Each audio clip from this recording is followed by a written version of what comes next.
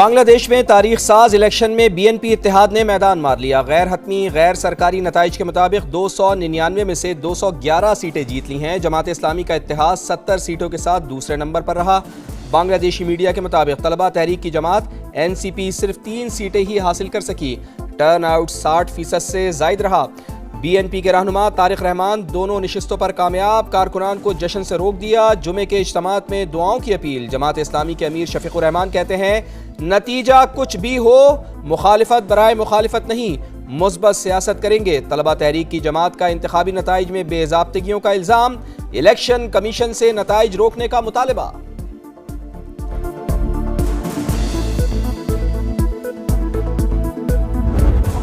इस वक्त बांग्लादेश में अभी तक टर्न आउट बहुत हैवी है। लोग कितनी बड़ी तादाद में इस पोलिंग स्टेशन पर जमा है। मैं आपको मुबारकबाद पेश करूंगी कि आपका कवरेज बांग्लादेश इलेक्शन का बड़ा नुमाया है और शायद आपके कॉरेस्पॉन्डेंट भी वहाँ मौजूद हैं। Stay tuned with us. Bangladesh election समा की ढाका से लम्हा बलम्हा रिपोर्टिंग। पोलिंग से लेकर वोटों की गिनती तक किसने जीती बाजी, किसकी हुई हार, कौन बनेगा नया हुक्मरान। नई हुकूमत के लिए सबसे बड़ा चैलेंज क्या होगा। नई पार्लियामेंट के लिए जुलाई चार्टर पर अमल दरामद कितना मुश्किल। इलेक्शन से जुड़ी हर खबर सिर्फ समा पर। अफगानिस्तान में सरगर्म दहशतगर्द ग्रुपों की मौजूदगी पर शदीद तशवीश है। रवामा, कालादम, BLA और दाइश के बुज़दिलाना हमलों में 80 मासूम शहरी जाँ बहक हुए। एक बार फिर अफगान सरजमीन इस्तेमाल हुई। अक़वाम मुत्तहिदा में पाकिस्तानी मंदूब आसिम इफ्तिखार का खिताब। कहा अफगानिस्तान से कहते हैं वो अपनी सरजमीन हमेशा हमसाया ममालिक के खिलाफ इस्तेमाल ना होने दे। वो फैसला करें तन्हाई का रास्ता चाहते हैं या खुशहाली का। सदर आसिफ अली जरदारी से वजीर आजम की मुलाकात। सिक्योरिटी सूरत हाल समेत अहम मामलात पर मुशावरत। शहबाज शरीफ ने सदर मुमलिकत को गजा इजलास में शिरकत पर एतमाद भी लिया। पीपल्स पार्टी और नून लीग के दरमियान वर्किंग रिलेशनशिप बेहतर बनाने पर इत्तेफाक। सदर आजाद कश्मीर का मामला बाहमी इत्तफाक राय से तय करने पर बातचीत। एलामिया जारी। ईरान के साथ आइंदा हफ्ते मुआहदे का इम्कान। जितनी देर चाहें मुज़ाकरात करें, अगर वो डील नहीं करते तो हालात मुश्किल हो जाएंगे। अमरीकी सदर डोनाल्ड ट्रंप की फिर धमकी। खबरसां एजेंसी के मुताबिक अमरीकी सदर बोर्ड ऑफ पीस के इजलास में गजा की तामीर नौ के लिए अरबों डॉलर्स के फंड का ऐलान करेंगे। मुख्तलिफ ममालिक की फौज की तैनाती का भी इम्कान।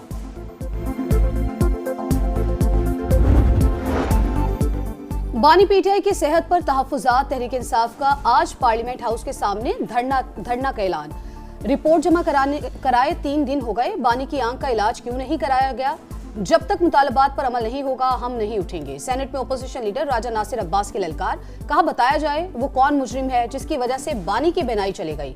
महमूद अचकज़ई बोले एहतजाज पुरअमन होगा, अगर कुछ गलत हुआ तो नताइज की जिम्मेदार हुकूमत होगी।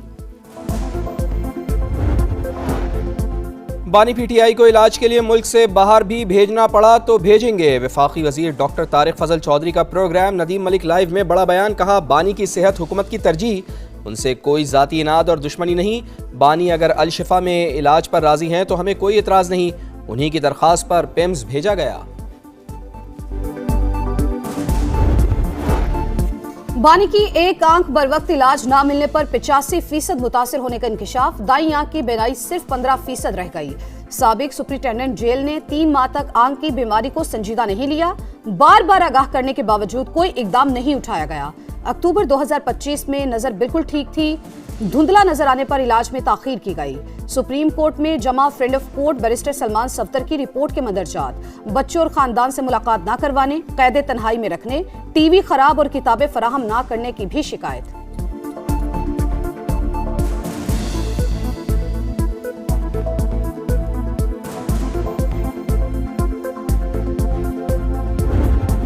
हुकूमत की बानी पीटीआई के तिब्बी मुआयने और बच्चों से फोन पर बात करवाने की यकीन दहानी। सुप्रिंटेंडेंट जेल और सलमान सफदर की रिपोर्ट्स में एक बात मुश्तरक है कि बानी को मुनासिब जगह और सहूलियात मैसर हैं। सेहत के मामले पर हुकूमत क्या कर सकती है। दौरान समाअत चीफ जस्टिस का इस्तफसार। 16 फरवरी से पहले दोबारा मुआयना करा देंगे, अटॉर्नी जनरल का जवाब। चीफ जस्टिस ने कहा हुकूमत अच्छे मूड में लग रही है, बच्चों से बातचीत का मामला भी देख ले। अटॉर्नी जनरल बोले हम फोन पर बच्चों से बात भी करवा देंगे। चीफ जस्टिस ने रिमार्क्स दिए बानी पीटीआई की आंख खराब है तो किताबें ना ही पढ़ें, डॉक्टर्स की इजाजत से किताबें फराहम करें।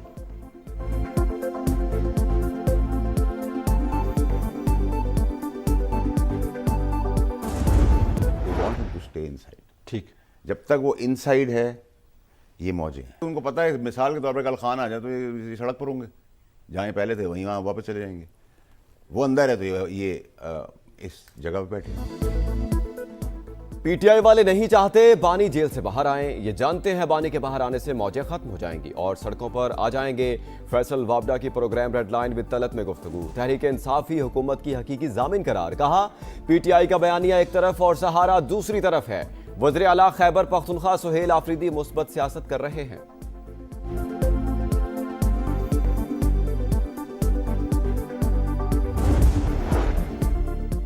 राजा नासिर अब्बास बानी पीटीआई की सेहत पर सियासत से परहेज करें। सलमान सफदर की रिपोर्ट से साबित हो गया बानी को जेल में तमाम सहूलतें मिल रही हैं। राना सनाउल्लाह का सेनेट में इजहार ख्याल। अलीमा खान का बयानिया दम तोड़ गया। जेल में बदसलूकी और खराब हालात का दावा गलत साबित। विफाकी वज़ीर इत्तलात अता तारड़ का एक्सपर्ट पैगाम। लिखा रोजमर्रा के मामलात। डाइट प्लान की रिपोर्ट ने तमाम इबहाम दूर कर दिए।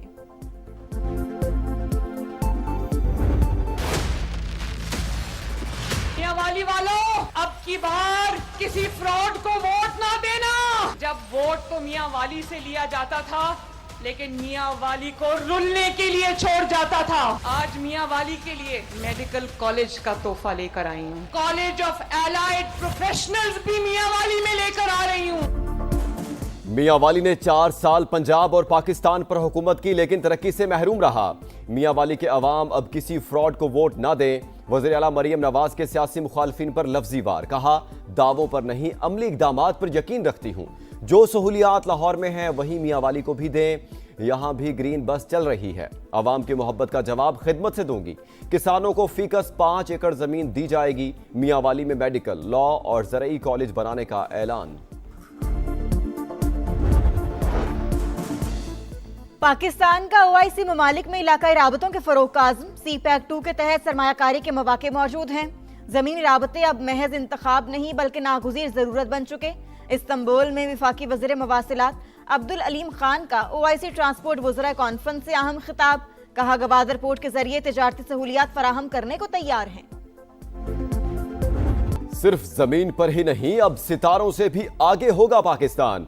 खलाई टेक्नोलॉजी में नया संगे मील अबूर। चीनी सेंटर से पाकिस्तान का दूसरा मकामी इलेक्ट्रो ऑप्टिकल सैटेलाइट कामयाबी से लॉन्च। आईएसपीआर के मुताबिक नया सैटेलाइट EO1 के साथ मिलकर जमीन का मुशाहिदा करेगा, डेटे की दुरुस्तगी में इजाफा करेगा। T20 वर्ल्ड कप में इटली के लिए तारीखी लम्हा। पहली बार मेगा इवेंट खेलने वाली टीम ने नेपाल को 10 विकेटों से हराया। मॉस्का ब्रदर्स की निस्फ सेंचुरियां 124 रन का हदफ 13वें ओवर में हासिल किया। भारत ने कमजोर हरीफ नमीबिया को 93 रन पर हरा दिया। ऑलराउंड परफॉर्मेंस पर हार्दिक पांड्या मैच के हीरो करार। श्रीलंका ने ओमान को 105 रन से जेर किया।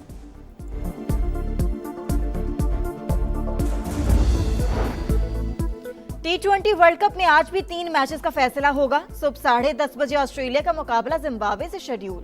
दोपहर 2:30 बजे कनाडा और यूएई का टाकरा। शाम 6:30 बजे अमेरिका और नीदरलैंड्स आमने सामने होंगे। T20 वर्ल्ड कप का हाई वोल्टेज टाकरा। सिर्फ 2 रोज बाद पाक भारत मुकाबले के लिए कोलंबो में स्टेज तैयार। मैच की तमाम टिकट्स फरोख्त। स्टेडियम में 35,000 लोगों की गुंजाइश। 88,000 दरखास्तें मौसूल। एयर टिकट और होटल किरायों में बेपनाह इजाफा। इतवार को कोलंबो में बारिश का इम्कान। और रेगिस्तान में रफ्तार का इम्तिहान। चोलिस्तान जीप रैली में प्रीपेड कैटेगरी के मुकाबले आज होंगे। 40 रेसर्स 216 किलोमीटर तवील ट्रैक पर महारत के जौहर दिखाएंगे।